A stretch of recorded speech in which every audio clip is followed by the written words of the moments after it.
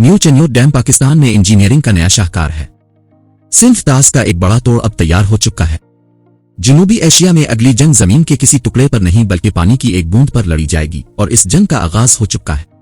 दिसंबर 2025 के आखिरी हफ्ते में जब दुनिया अपनी धन में मगन थी, सरहद के दोनों अतराफ खामोशी से दो ऐसे फैसले हुए जिन्होंने पाकिस्तान की तारीख का रुख मोड़ दिया। एक तरफ भारत का 32 अरब रुपए का खुफिया मंसूबा है जो हमारी शारक का गला घोंटना चाहता है, और दूसरी तरफ पाकिस्तान का एक ऐसा जवाबी वार है जो इस पूरे खित्ते को बदल सकता है। इस वीडियो में हम सिर्फ जज्बाती नारे नहीं लगाएंगे बल्कि क्लासिफाइड दस्तावेजात, वॉपडा की टेक्निकल रिपोर्ट, PC1 और आलमी रिपोर्ट्स की रोशनी में यह साबित करेंगे कि चन्योट डैम महज एक मंसूबा नहीं बल्कि पाकिस्तान की बका का एक मजबूत मोर्चा है। तो आइए इस डैम की सैर करते हैं, लेकिन इससे पहले हमारा चैनल जरूर सब्सक्राइब कीजिए। नाजरीन, चन्योट डैम की कहानी इस्लामाबाद से नहीं बल्कि मकबूजा कश्मीर के जिला किश्तवाड़ से शुरू होती है। ये वो जगह है जहां भारत ने पाकिस्तान की ज़राअत को मुतासिर करने का नया मंसूबा तैयार किया।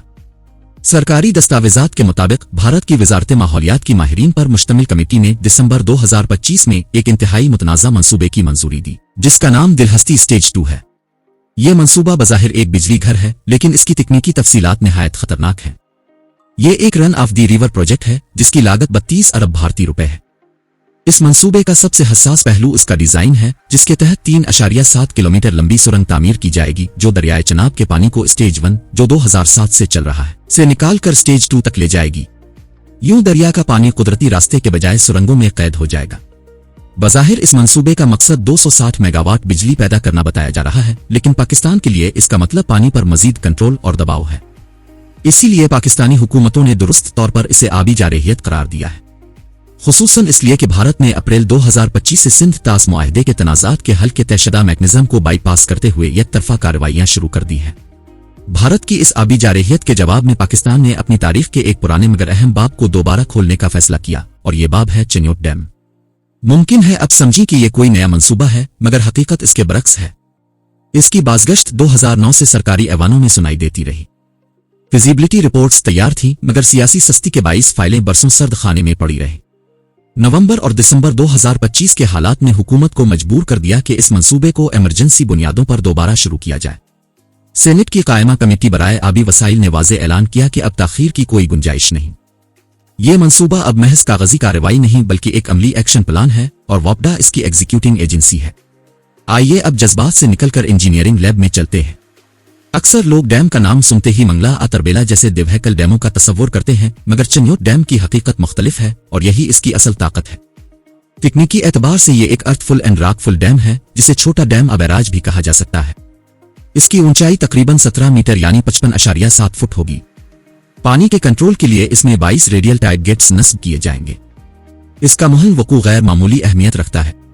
ये चन्योट शहर से तकरीबन 5 किलोमीटर के फासले पर और मौजूदा रेलवे पुल से सिर्फ 100 मीटर अपस्ट्रीम तामीर होगा। इसकी कल जखीरा करने की गुंजाइश 0.97 मिलियन एकड़ फुट है, जबकि 0.85 मिलियन एकड़ फुट पानी काबिले इस्तेमाल होगा।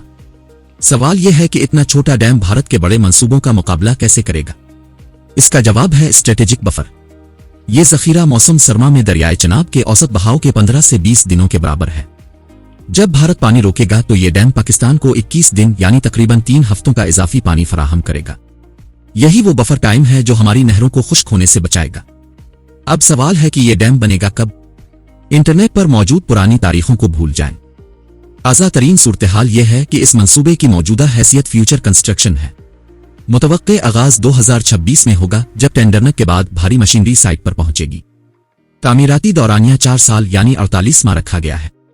अगर फंड्स की रवानी जो 26 से 30 अरब रुपए के दरमियान है बिला तातुल जारी रही तो ये डैम 2030 में मुकम्मल हो जाएगा। ये कोई रातों रात बनने वाला मंसूबा नहीं बल्कि पाकिस्तान के 2030 वाटर सिक्योरिटी प्लान का बुनियादी सतून है। अब बात करते हैं पैसे की।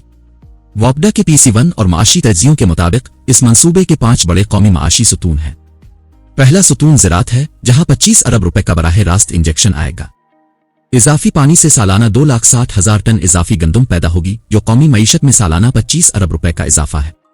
दूसरा सतून बिजली और इंपोर्ट सब्सिट्यूशन है। यह डैम इसी मेगावाट बिजली पैदा करेगा जो सालाना 272 गीगावाट आवर ग्रीन एनर्जी के बराबर है। जहां थर्मल बिजली 30 से 40 रुपए फी यूनिट पड़ती है, वहां इस डैम की बिजली 3 से 5 रुपए फी यूनिट होगी। इस फर्क से कौमी खजाने को सालाना 3 से 4 अरब रुपए की बचत होगी। तीसरा और सबसे बड़ा सतून चन्योट स्टील मिल्स है। चन्योट के इलाके में 250 से 500 मिलियन टन लोहा और तांबा मौजूद है और इस डैम की बदौलत वहां बड़े पैमाने पर माइनिंग मुमकिन हो सकेगी। यही वो मंसूबा है जिसने सऊदी अरब की 1.5 अरब डॉलर यानी तकरीबन 400 अरब रुपए की मुमकिना सरमायाकारी का रास्ता खोला है। चौथा सुतून इंपोर्ट बिल में कमी है। 2.6 लाख टन इजाफी गंदम का मतलब है कि पाकिस्तान को ब्रोन मुख से गंदम दरामद नहीं करना पड़ेगी और कीमती डॉलर मुख में ही रहेंगे। पांचवां और आखिरी सुतून मुनाफा है।